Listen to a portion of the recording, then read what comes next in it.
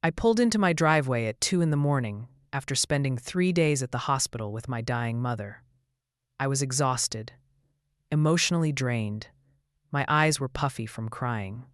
My back hurt from sleeping in those horrible hospital chairs. All I wanted was to crawl into bed next to my husband Mark and sleep for about 12 hours straight. But Mark's car wasn't in the driveway. That was weird. He knew I was coming home tonight. I had texted him from the road. He had responded with, "Drive safe, love you." So where was he? I grabbed my bag from the back seat and walked to the front door. Put my key in the lock, turned it. The door opened. The house was dark, completely dark. Not even the usual nightlight in the hallway was on. "Mark?" I called out. No answer. I flipped on the light switch. Nothing happened. I tried again. Still nothing. Great. The power was out. Perfect end to a perfect few days. I pulled out my phone and turned on the flashlight, used it to navigate through the living room toward the kitchen. Maybe the breaker had tripped. That happens sometimes when Mark used the microwave and the coffee maker at the same time. But as I walked through the house, I noticed something strange. Everything was too quiet. Our house was old. It made noises. The heater hummed, the fridge buzzed, the pipes creaked.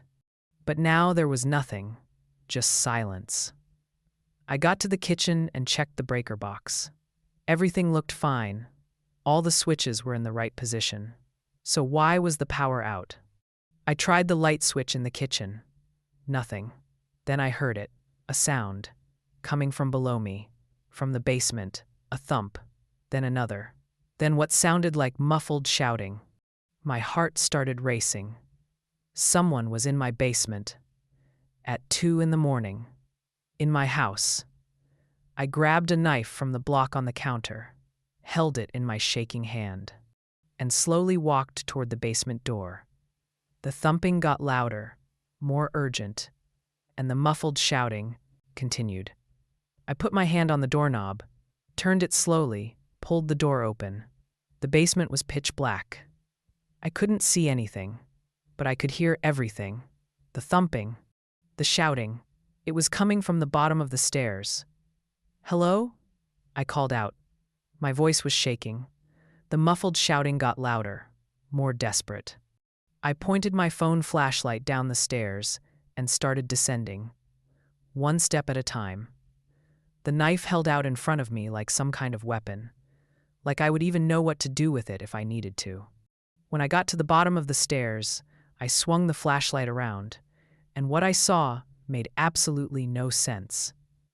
There was a person tied to a chair in the middle of our basement, duct tape over their mouth, rope around their wrists and ankles. They were struggling against the restraints, making those muffled sounds I had been hearing. I moved closer, pointed the light at their face. It was Mark. My husband Mark was tied up in our basement. What the hell? I ran over to him, started pulling at the duct tape on his mouth. "Mark, what happened? Who did this to you?" The tape came off. He gasped for air. "Sarah, thank God. Untie me. Quick." I started working on the ropes around his wrists. They were tight, really tight. Whoever tied these knew what they were doing. "Mark, what happened? How long have you been down here?" "Since last night. Sarah, please hurry. She might come back." "She? Who's she?" "Just untie me. I'll explain everything." I finally got one of his hands free. He immediately started working on the other rope himself. "Mark, I'm calling the police." "No. No police." "What? Someone broke into our house and tied you up in the basement, and you don't want to call the police? It's complicated. Just trust me, no police." He got his other hand free and started working on the ropes around his ankles. His hands were shaking. He kept looking at the stairs like he expected someone to come down any second. I stood there, holding the knife and my phone, watching my husband untie himself, trying to make sense of what I was seeing. "Who did this to you?" He got his ankles free, stood up, stumbled a bit. His legs must have been asleep from sitting so long. We need to get out of here. Now. He grabbed my arm and started pulling me toward the stairs. Mark, stop. You need to tell me what's going on. Not here. Not now. We need to leave. We ran up the stairs, through the kitchen, toward the front door. Mark was still holding my arm, pulling me along. We got outside. The cool night air hit my face. Mark finally let go of my arm and bent over. Hands on his knees, breathing hard. I stood there watching him, waiting for an explanation. An explanation that better be really good because this was insane. Mark straightened up, looked at me. In the moonlight, I could see his face was pale, scared. Sarah, I messed up. I messed up really bad. What are you talking about? Do you remember Jessica? From my work? Jessica. Yeah, I remembered Jessica. Mark's coworker. The one he had mentioned a few times over the past couple months. Always in passing, always casual. Jessica said something funny at lunch. Jessica helped me with that project. Jessica this, Jessica that. What about her? He looked down. Couldn't meet my eyes. We've been seeing each other for about 3 months. The words hit me like a physical blow. Seeing each other. He meant having an affair. My husband was having an affair. You're cheating on me? I'm sorry. I'm so sorry. It was a mistake. A huge mistake. I felt like I couldn't breathe, like someone had knocked all the air out of my lungs. You're telling me this now? While my mother is dying in the hospital? While I was sitting by her bedside for 3 days? You were here cheating on me? Sarah, please, let me explain. Explain? Explain what? That you're a lying piece of trash? Tears were streaming down my face. I wanted to hit him, wanted to scream, wanted to run away and never come back. But I also wanted answers. Wanted to know what the hell was going on. Why were you tied up in the basement?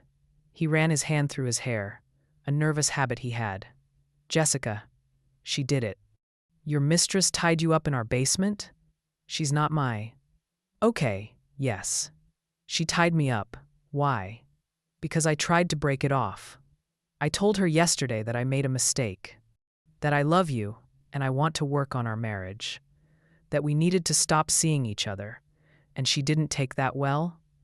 That's an understatement. She completely lost it. Started screaming, throwing things. Then she calmed down suddenly. Said she understood. Said she just wanted to talk about it one more time. Asked me to meet her. And you went? I know. I'm an idiot. But I thought I owed her a proper conversation. A real goodbye. So what happened? She told me to come here, to our house, said she wanted to see where I lived, where you and I built our life together.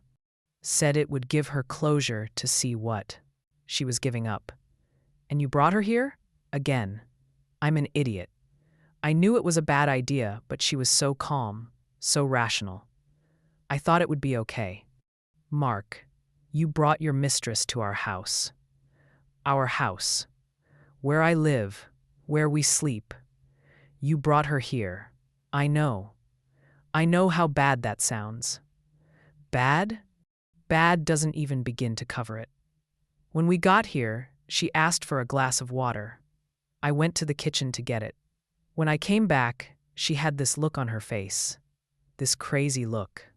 And she was holding a stun gun. A stun gun? Yeah. One of those things that shocks you. Before I could react, she used it on me. I went down, couldn't move, couldn't fight back. Next thing I know, I'm waking up in the basement tied to a chair. Jesus Christ, Mark. She kept me down there for over 24 hours. Would come down every few hours. Sometimes, she would just stare at me. Other times, she would rant about how I ruined her life, how I promised her things, and then took them away. What things did? You promise her? Nothing. I mean, I never promised her anything. We were just seeing each other. It was casual. Clearly, it wasn't casual to her. No, it wasn't. She kept saying we were going to be together, that you and I were going to get divorced, that I was going to marry her. Did you tell her that? No, never. I swear, I never said anything like that. But you let her believe it. He didn't answer. Because he knew I was right. He had led this woman on. Let her think they had a future. And when he tried to end it, she snapped. Where is she now? I don't know. She left this morning. Said she needed to go take care of something. That she would be back tonight to deal with me. Deal with you? What does that mean? I don't know. But Sarah, she's not stable. She's dangerous. We need to get out of here. We need to go somewhere safe. I stood there looking at my husband. This man I had been married to for 8 years. This man I thought I knew. This man who had just admitted to cheating on me, who had brought his mistress to our house, who had gotten himself kidnapped because he couldn't keep it in his pants. And he wanted me to run away with him, to help him, to save him from the mess he created. Part of me wanted to leave him there. Let Jessica come back and do whatever she was planning. Let him deal with the consequences of his own actions. But I couldn't. As angry as I was, as hurt as I was, I couldn't just leave him to be murdered by a crazy woman in our basement. We need to call the police. No. Sarah, we can't. Why not? Because then everyone will know about the affair, about what happened. It'll be in police reports. Public record. Everyone at my work will find out. Your family will find out. My family? You're worried about my family finding out? My mother is dying, Mark. She has maybe a week left. And you're worried about her finding out you cheated on me? I'm sorry. I'm not thinking clearly. I just what? Want to protect yourself? Want to make sure you don't face any real consequences? That's not fair. Fair? You want to talk about fair? You cheated on me for 3 months. You brought that woman to our house. And now we have a psycho stalker who broke in and tied you up and is apparently planning to come back and do who knows what. And you think calling the police isn't fair? Okay, you're right. Call them. Call the police. I pulled out my phone, started to dial 911, but then I stopped, because Mark was right about one thing. If we called the police, everyone would know. There would be reports, investigations, questions. My mother would find out. My dying mother would find out her son-in-law cheated on me. Could I do that to her? Could I add that pain to everything else she was going through? I lowered the phone. We're not calling the police, but not because I'm protecting you, because I'm protecting my mother. She doesn't need to know about this. Not now. Thank you. Don't thank me. I'm doing this for her, not for you. I understand. We need to figure out what to do about Jessica. I know. But first we need to get out of here. What if she comes back while we're still here? He was right. Standing in our front yard at 2 a.m, having this conversation was stupid. We needed to go somewhere. Somewhere safe where we could figure out our next move. Get in my car. Where are we going? Anywhere but here. We got in my car. I backed out of the driveway. Started driving with no real destination in mind. Just away. Away from the house. Away from Jessica. Away from everything. Mark sat in the passenger seat. Silent. His hands shaking slightly. How long has she been this obsessed with you? I don't know. I mean, she always seemed a bit intense. But I thought that was just her personality. I didn't realize she was actually crazy. When did you last see her? Before she tied you up? The day before. At work. Everything seemed normal. She was acting totally normal. And then she just showed up at our house the next day with a stun gun? Yeah. She texted me saying she wanted to talk.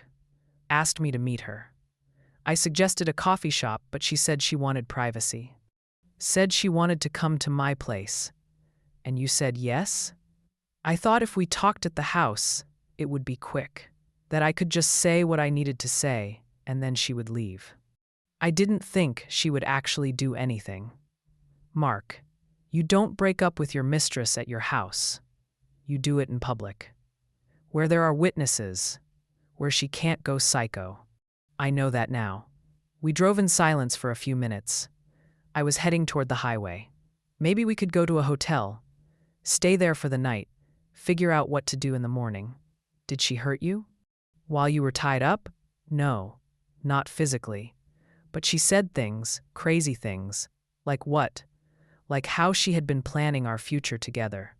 How she had already picked out wedding venues. How she had looked at houses for us. How she wanted to have 3 kids with me. 3 kids? Yeah. She had names picked out and everything. It was insane. I kept telling her that was never going to happen, that I never wanted any of that with her. And she would just smile and say I was in denial, that deep down I loved her, that you were just an obstacle we needed to remove. An obstacle? She wanted to remove me? She didn't say it directly. But yeah, that's what she meant. A chill ran down my spine. This woman wanted to get rid of me, to remove me from the equation so she could have Mark. Mark? She might try to hurt me. I know. That's why we need to stay away from the house. Stay somewhere she can't find us, but she knows where we live. She knows where you work. She probably knows where I work too. We'll figure it out. We'll go somewhere, stay with friends, change our locks, get a restraining order. A restraining order? I thought you didn't want to involve the police? We might not have a choice. We definitely don't have a choice. This woman is dangerous. She needs to be arrested. Okay. You're right. We'll call the police in the morning. File a report. Tell them everything. No, not everything. We tell them she broke in and tied you up. We don't tell them about the affair. Sarah, I'm serious. My mother doesn't need to know.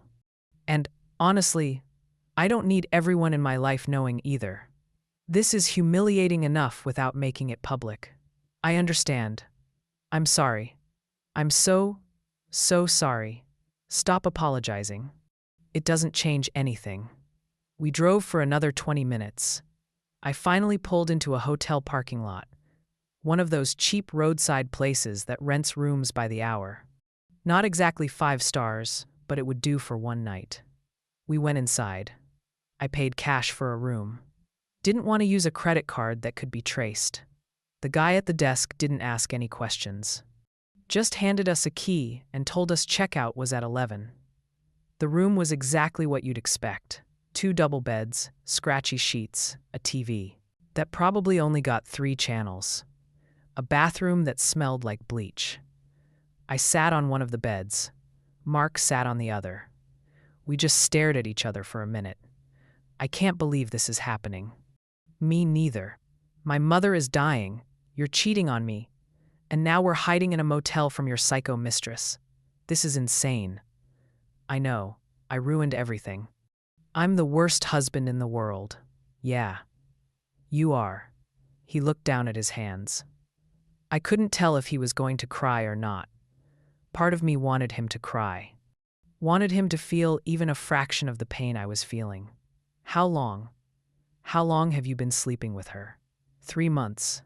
Like I said, 3 months. So this wasn't just a one-time mistake. This was an ongoing thing, a relationship. It wasn't a relationship, it was just what? Sex? You were just using her for sex? No. I mean, yes, I don't know. It started as a work thing. We would talk, have lunch together. She was easy to talk to, made me laugh. And then one day after work, we went for drinks, and it just happened. It just happened? You accidentally fell into bed with her? You know what I mean. No, I don't. Because people don't just accidentally cheat. They make choices. Lots of choices. You chose to go for drinks with her. You chose to flirt with her. You chose to sleep with her. And then you chose to keep doing it for 3 months. You're right. I made all those choices, and they were wrong. Every single one of them. Why? What? Why did you do it? What was missing in our marriage that made you go looking somewhere else? He was quiet for a long time. Then he said something I wasn't expecting. Nothing. Nothing was missing. Then why? Because I'm an idiot. Because she paid attention to me in a way that made me feel important. Because it was exciting and new and wrong. And I'm weak. I'm a weak person who made weak choices. That's not an answer. It's the only answer I have. There's no good reason, no excuse. I just did it. Because I could. Because she wanted me and it felt good to be wanted.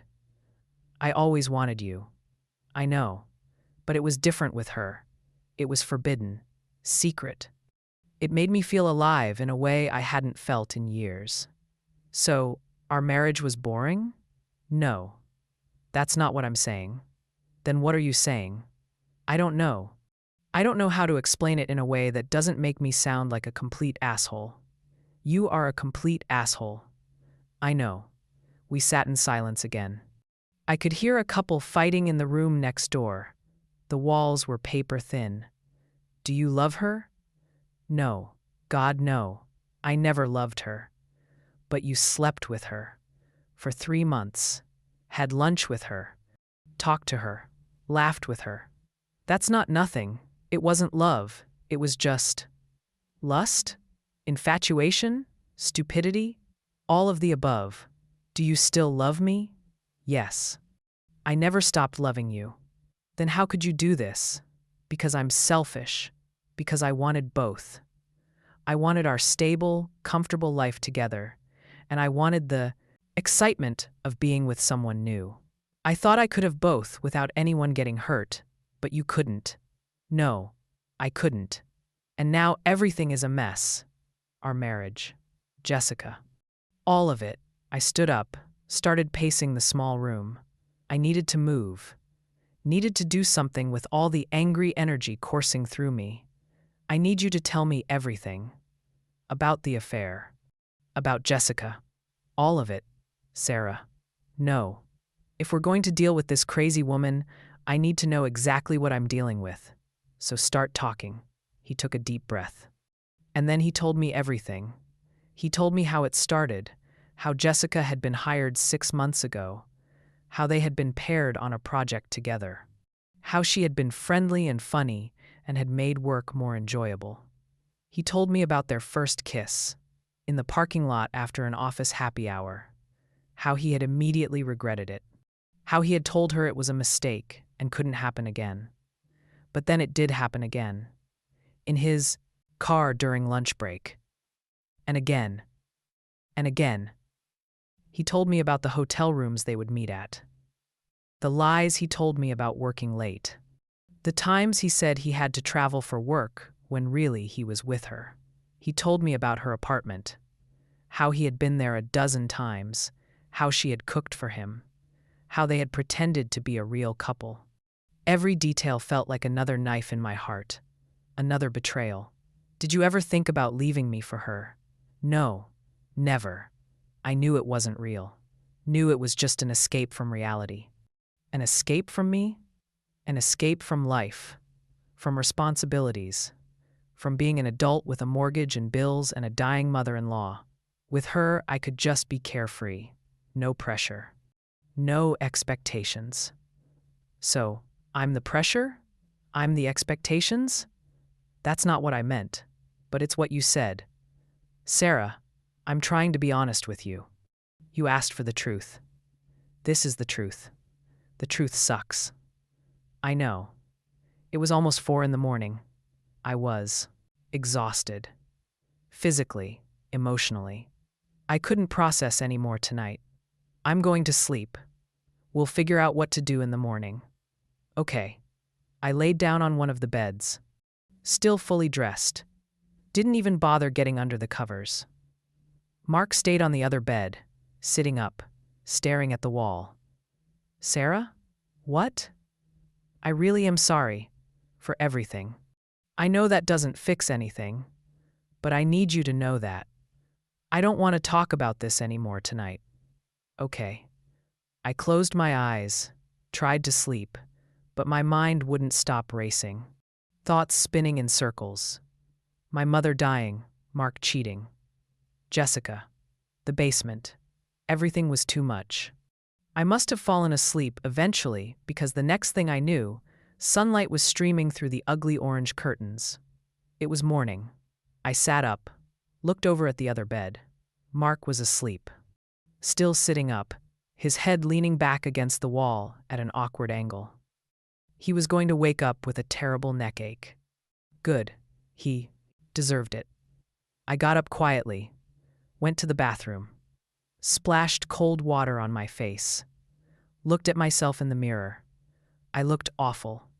Dark circles under my eyes, hair a mess, face puffy from crying. This was my life now. Hiding in a cheap motel with my cheating husband, running from his crazy mistress. How did I get here? I heard my phone buzzing in the other room. I went back out, grabbed it from where I had left it on the nightstand. 3 missed calls from the hospital, 7 texts from my sister. My heart sank. I knew what this meant before I even opened the messages. My mother was gone. She had passed away sometime during the night, while I was here dealing with Mark's mess. While I should have been by her bedside, I sat down heavily on the bed. The phone slipped from my hand. I couldn't breathe, couldn't think. My mother was dead, and I hadn't been there.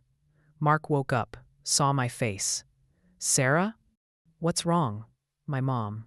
She's gone. Oh God. Sarah, I'm so sorry. He moved to sit next to me, tried to put his arm around me. I pushed him away. Don't touch me. I'm sorry. You're sorry? That's all you can say? I wasn't there. I wasn't there when she died because I was here, with you, dealing with your mess. Sarah. I should have been at the hospital.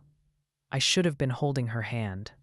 Instead, I was in this disgusting motel listening to you confess about your affair. I started crying. Really crying. The kind of crying where you can't catch your breath, where your whole body shakes. Mark just sat there, didn't try to touch me again. Just let me cry. After what felt like forever, I managed to calm down enough to call my sister back. She was crying too. We talked for a few minutes, made plans for me to come to the hospital, to see Mom one last time before they moved her. When I hung up, Mark was still sitting there, looking miserable. But I didn't care how he felt. I didn't care about anything except the fact that my mother was dead and I hadn't been there. I need to go to the hospital. I'll come with you. No. You're staying here. Sarah, I should be there. For you, you've done enough. Just stay here. I'll be back later. What about Jessica?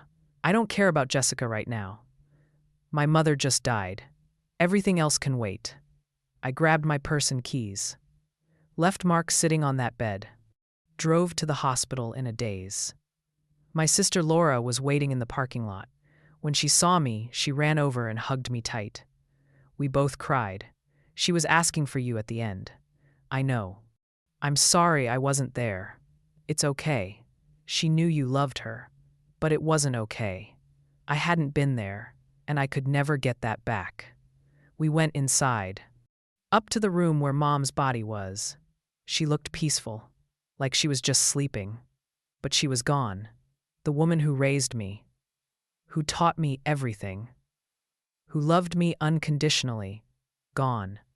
I sat with her for an hour, holding her hand, telling her everything I should have said while she was alive, apologizing for not being there at the end. Laura sat with me. We cried together, shared memories, started making plans for the funeral. It wasn't until we were leaving that Laura asked about Mark. Where is he? I thought he'd be with you. He's dealing with something. At home. He'll be at the funeral. Is everything okay? You seem... Everything's fine. Just grief. You know. She didn't look convinced, but she didn't push. We hugged goodbye. Promised to talk later about funeral arrangements. I got back in my car. Sat there for a minute, trying to figure out what to do next. My mother was dead. My husband was a cheater. And somewhere out there was a crazy woman who wanted to kill me so she could be with said cheating husband. My life was a nightmare. I drove back to the motel. Mark was still there. He had ordered food. Chinese takeout containers on the table between the two beds. I brought food. I didn't know if you'd be hungry, but I'm not hungry. Okay. How was it? At the hospital? Awful. How do you think it was? Right. Sorry. Stupid question. I sat on the bed, stared at the wall, felt completely numb. We need to figure out what we're doing about Jessica. Can we not talk about this right now? My mother just died. I know, and I'm sorry, but we can't hide in this motel forever. We need a plan. He was right. Much as I hated it, he was right. Okay. So what's the plan? We call the police, file a report, tell them what happened, get a restraining order. And the affair? How do we explain why she did it without mentioning the affair? We say she was obsessed with me, that I rejected her advances and she snapped. We don't have to mention that anything actually happened between us. So, we lie to the police? It's not a complete lie. She is obsessed with me. And I did reject her when I tried to end it. But you're leaving out the part where you slept with her for 3 months. Yes. Because that part isn't relevant to her breaking into our house and assaulting me. Assaulting you? She tied you up. That's kidnapping. Okay, kidnapping then. The point is, we report the crime without including details that would embarrass both of us. I thought about it. It wasn't perfect, but it was probably our best option. Fine, we'll call the police, but after the funeral. I can't deal with this right now. I need to focus on my mother. When's the funeral? Saturday. 3 days from now. Okay. We'll call the police Sunday. We sat in silence. The weight of everything pressing down on us. Are you going to divorce me? The question hung in the air. I had been avoiding thinking about it. About what comes next for us. I don't know. Probably. I mean, how do we come back from this? People do. Couples work through infidelity all the time. Those couples probably want to work through it. I'm not sure I do. I understand. If you want a divorce, I won't fight you on it. I'll give you whatever you want. How generous. You cheat on me and then offer not to fight the divorce. What a saint. That's not what I meant. I know what you meant. And I don't want to talk about this right now. I need to focus on getting through the next few days. The funeral. Saying goodbye to my mom. Everything else can wait. The next 3 days were a blur. Planning the funeral with Laura. Picking out a casket. Writing the obituary. Calling relatives. Making all the horrible decisions you have to make when someone dies. Mark stayed at the motel. I went home during the day to get clothes and check on the house. I was terrified Jessica would be there. But she never showed up. Maybe she had given up. Maybe she realized she went too far. Either way, I was grateful for her absence. The funeral was on Saturday. A small service at the church my mother had attended for 40 years. Maybe 75 people came. Family, friends, people from her book club and charity work. Mark came. Sat next to me in the front row. Held my hand during the service. Played the role of supportive husband. No one knew what was really going on.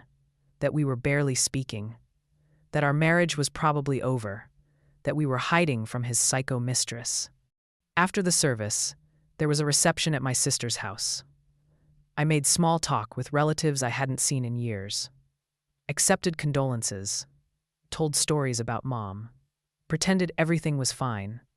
Mark stayed by my side the whole time. I had to give him credit. He was good at pretending.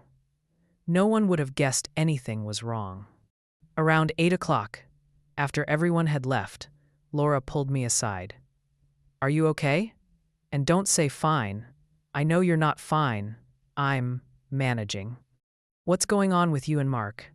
You guys seem off. We had a fight. Right before Mom died. We're working through it. About what? It's complicated. I don't want to get into it right now. Okay. But I'm here if you need to talk about anything. Thanks, sis. We hugged, and I felt guilty for lying to her. But I couldn't tell her the truth. Not yet. Maybe not ever. Mark and I left Laura's house around 9, drove back to the motel. We had decided to stay there one more night, just to be safe. Tomorrow we would call the police, file the report, start the process of putting our lives back together, whatever that looked like. But when we got to the motel, something was wrong. The door to our room was open, just slightly, but enough to know someone had been inside. Mark and I looked at each other. Stay behind me. He pushed the door open slowly, reached inside and flipped on the light. The room was destroyed. Someone had torn through everything. The mattresses were slashed. Our clothes were scattered everywhere. The mirror was smashed. On the wall, written in red lipstick, were the words, "You can't hide from me, Jessica." She had found us. We need to leave. Now. Mark didn't argue.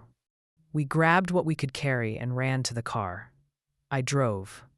No destination in mind, just away. How did she find us?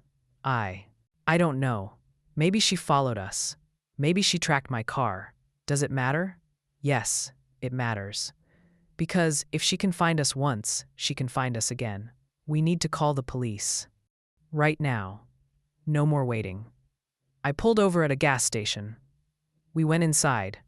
I called 911 while Mark stood next to me. I told the dispatcher everything.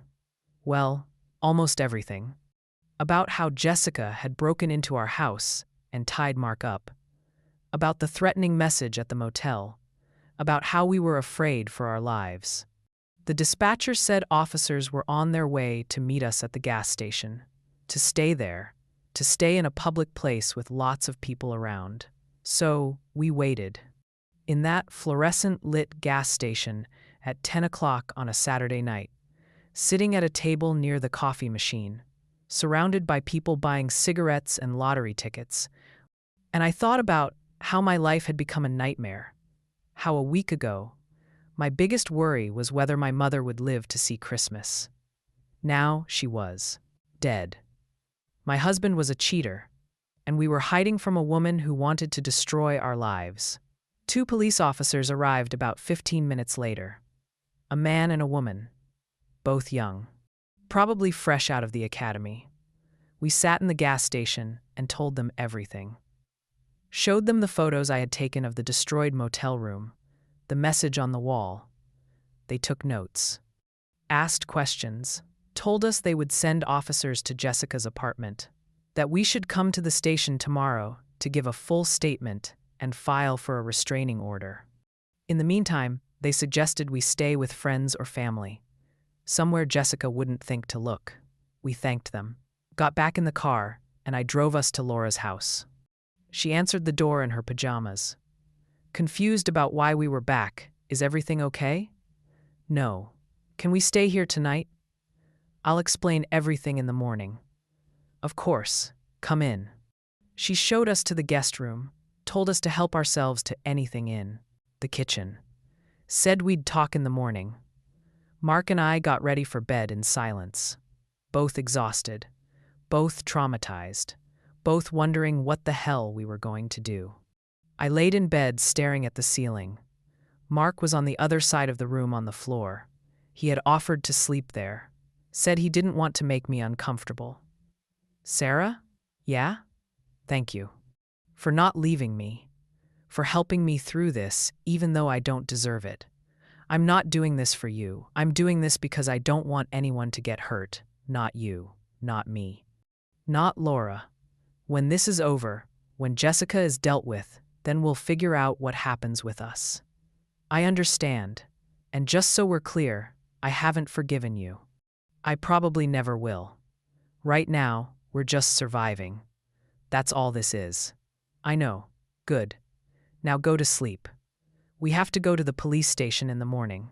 I closed my eyes. Tried to sleep. But every sound made me jump. Every creak of the house. every car passing by outside. I kept thinking Jessica would find us, that she'd break in while we were sleeping, that we'd wake up to find her standing over us with a knife or a gun or who knows what. But morning came without incident. Sunlight streaming through Laura's guest room curtains, birds chirping outside. Everything normal except nothing was normal at all. I got up quietly. Mark was still asleep on the floor. I went to the kitchen. Laura was already awake making coffee. "Morning. You want to tell me what's going on?" I sat at her kitchen table and I told her everything. About Mark's affair. About Jessica. About the basement and the motel and the threats. All of it.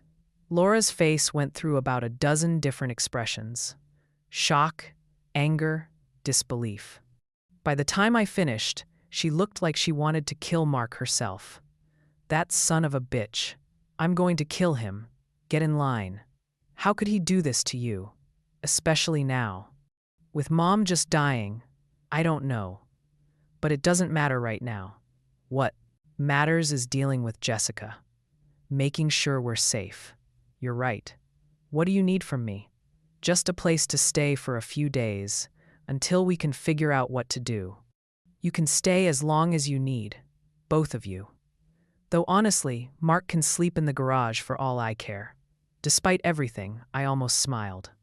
Leave it to Laura to still be thinking about making Mark uncomfortable. Mark came out a few minutes later. Laura glared at him but didn't say anything.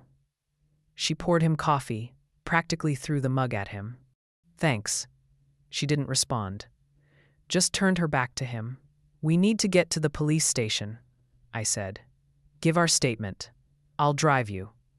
My car, in case Jessica is watching yours." Good idea. We finished our coffee and got ready to leave. Laura drove us to the station in her minivan, waited in the lobby while Mark and I went back to give our statements. We were separated, put in different rooms. I told my story to a detective named Martinez.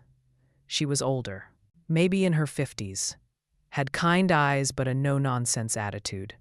She asked me to go through everything from the beginning.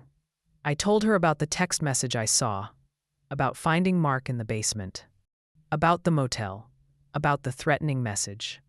"And what is your relationship with Jessica Brennan?" "I don't have one. I'd never met her before all this happened." "But your husband worked with her?"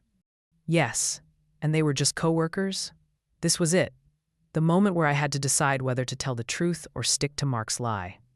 I thought about it, thought about protecting Mark, protecting myself, keeping the affair secret.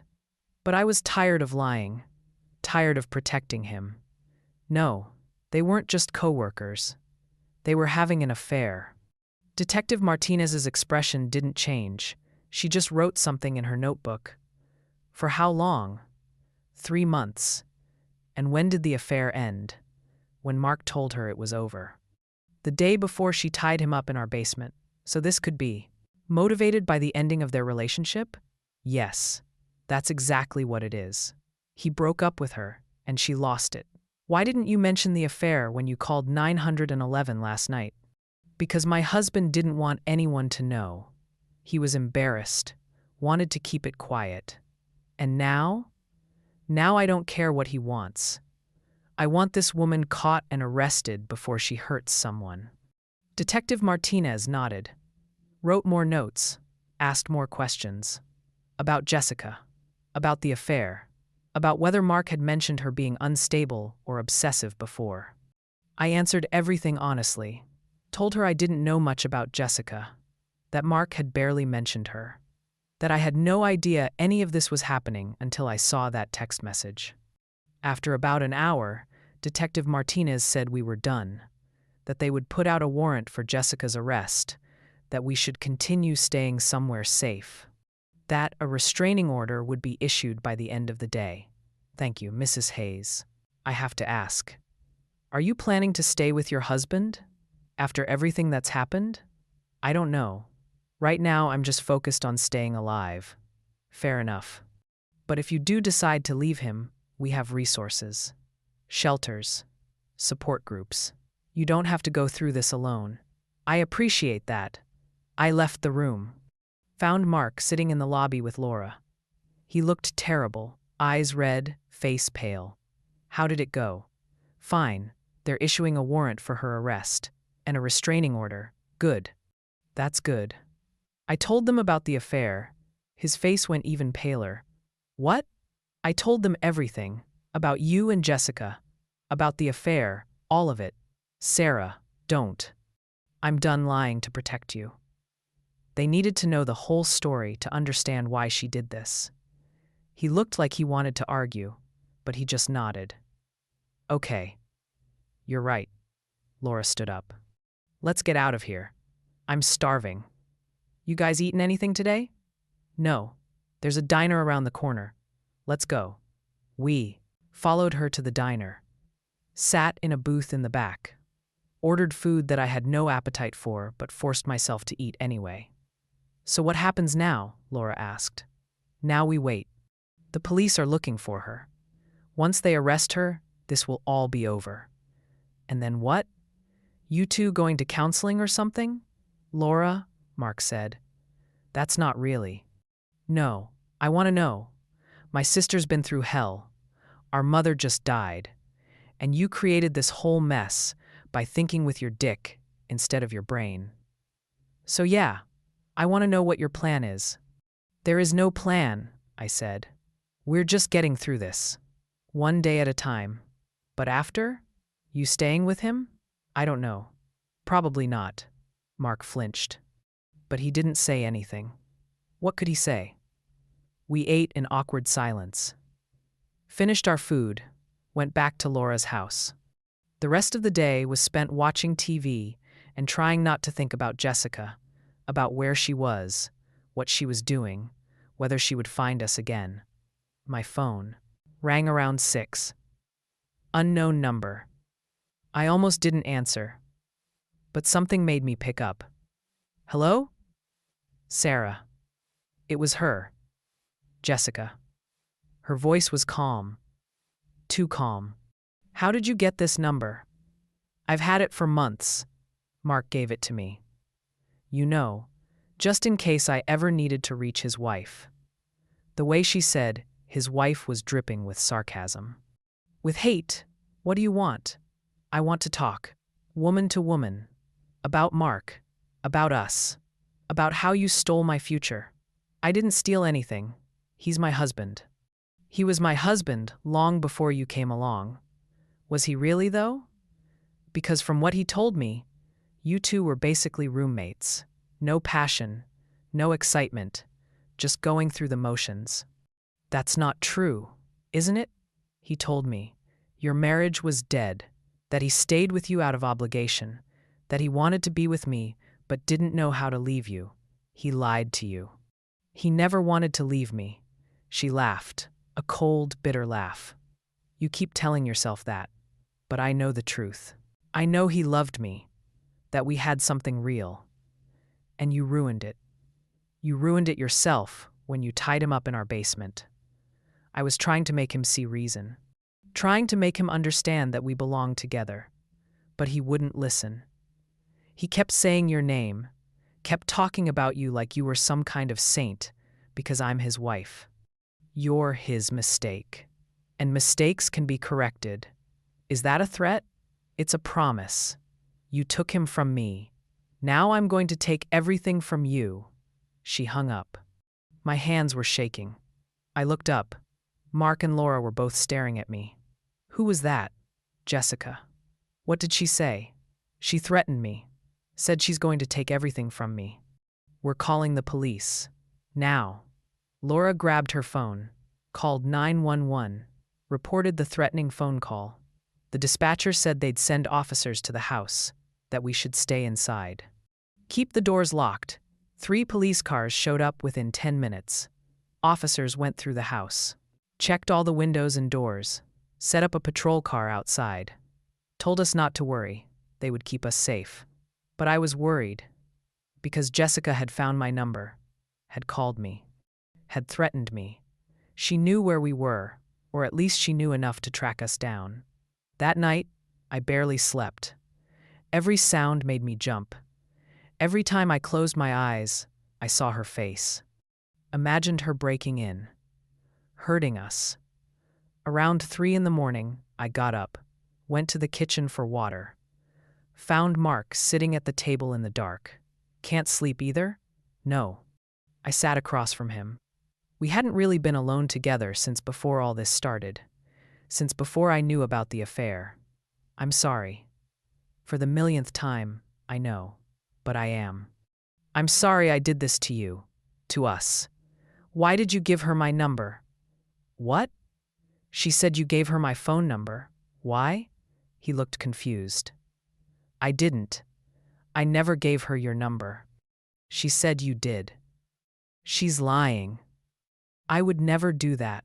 I kept you separate from all that. I never talked about you with her. Never showed her pictures. Never gave her any way to contact you.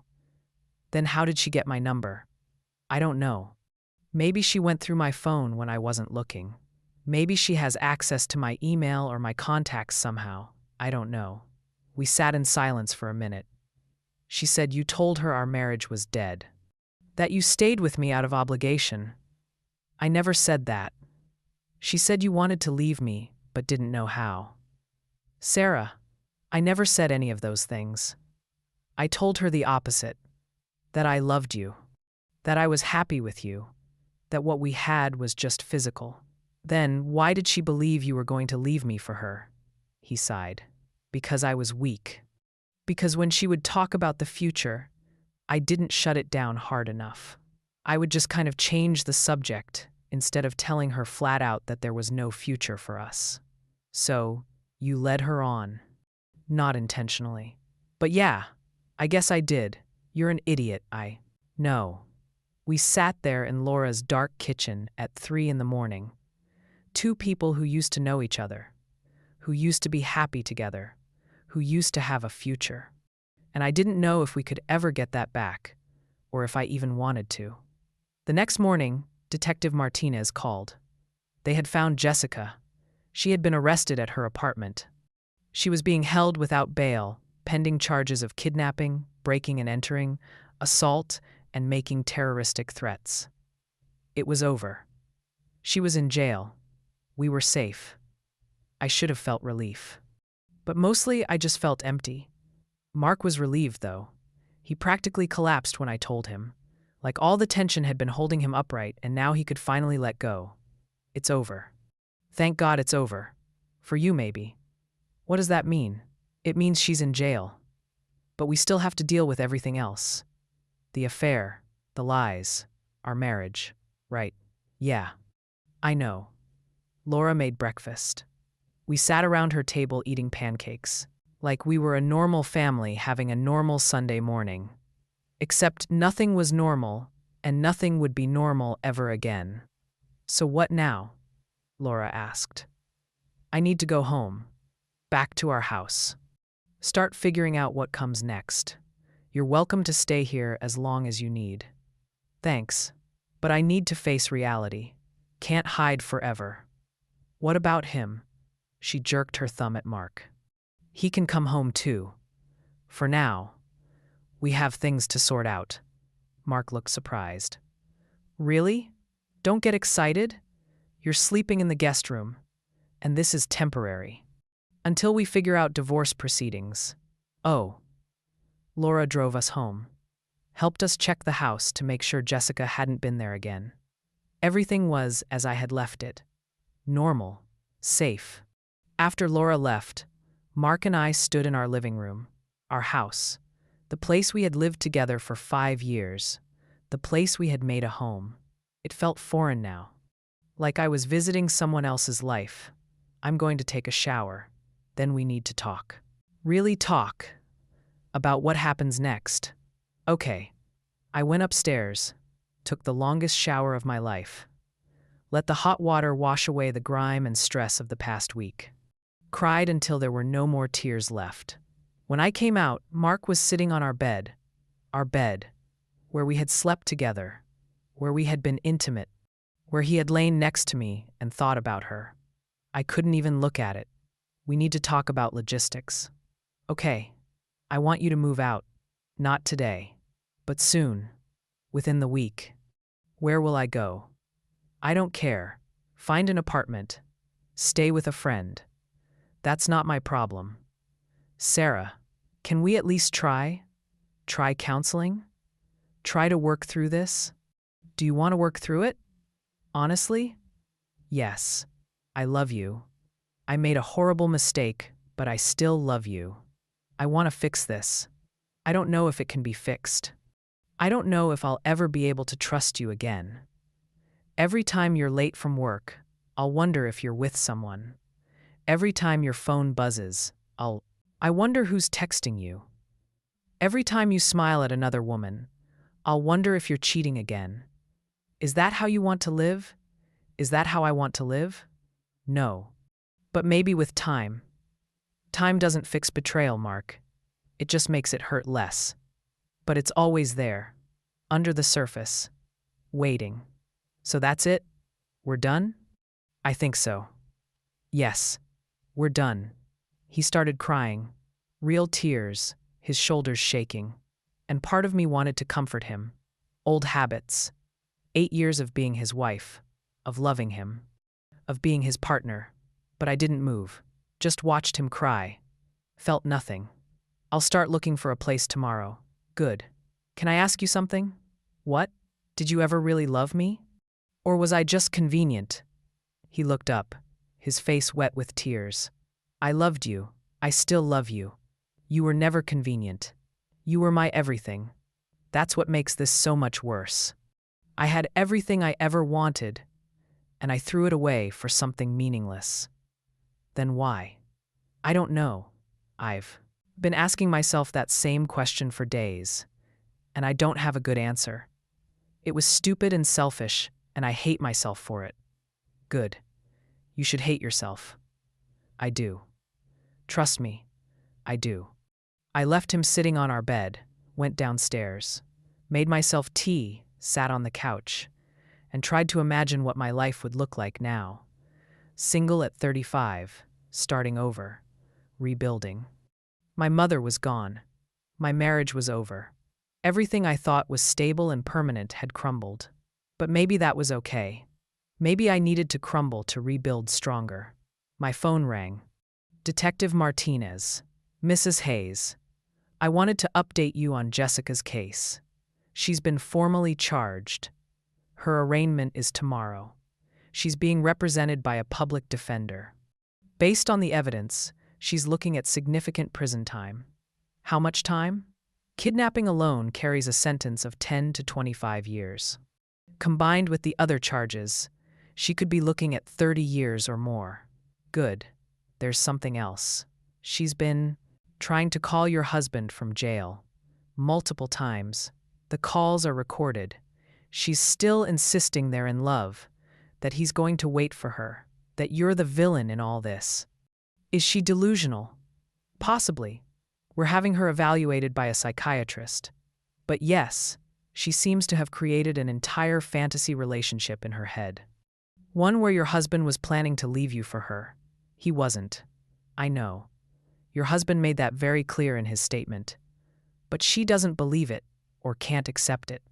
Either way, she's not well. So what happens now? Now, she goes through the court system.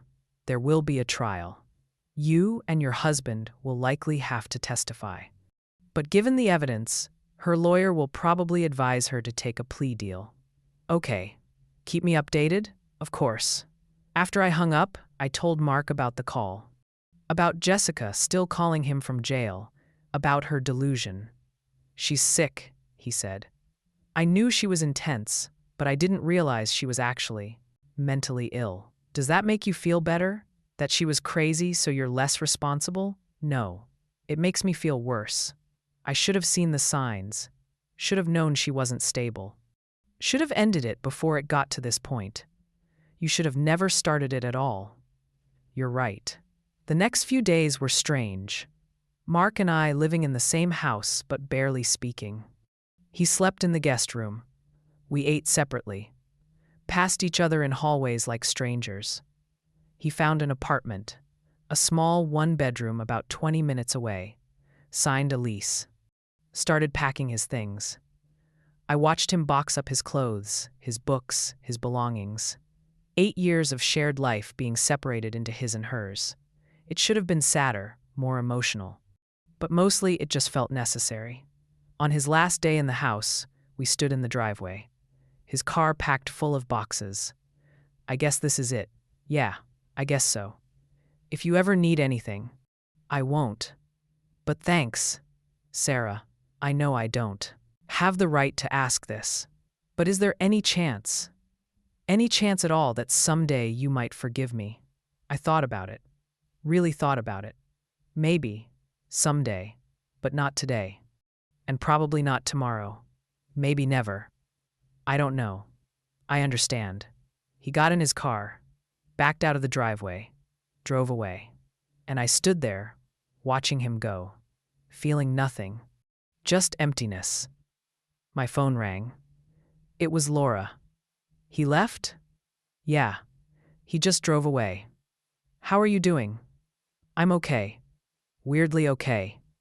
Want me to come over? We can have wine and trash talk him? Actually, I think I need to be alone tonight, process everything. You sure? I'm sure. But thanks for everything, for letting us stay, for being here. That's what sisters do. After we hung up, I went back inside. My house, my space. No more Mark, no more Jessica, no more drama, just me. I walked through each room, looked at everything with new eyes. This was my home now, mine alone, and I could do whatever I wanted with it. Change things, redecorate, make it truly mine. The thought was liberating. I ordered pizza, opened a bottle of wine, sat on my couch, watched trashy TV. And for the first time in weeks, I felt something other than pain or fear or anger. I felt peace. Not happiness, not yet, but peace. The calm after the storm. My mother was gone. My marriage was over. A crazy woman had tried to destroy my life, but I was still here, still standing, still breathing, and that was enough. For now, that was enough. The future was uncertain. I didn't know what came next. Didn't know if I would date again or stay single. Didn't know if I would stay in this house or sell it and start completely fresh somewhere new. But I had time to figure it out, time to heal, time to rebuild, and maybe, just maybe, I would come out of this stronger than before, better than before. Because sometimes the worst things that happen to us become the things that change us for the better, that force us to grow, to become who we were always meant to be.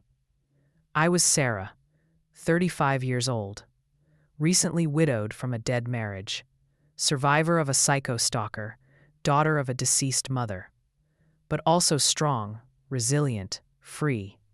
And that was just the beginning. Subscribe for more real stories like this.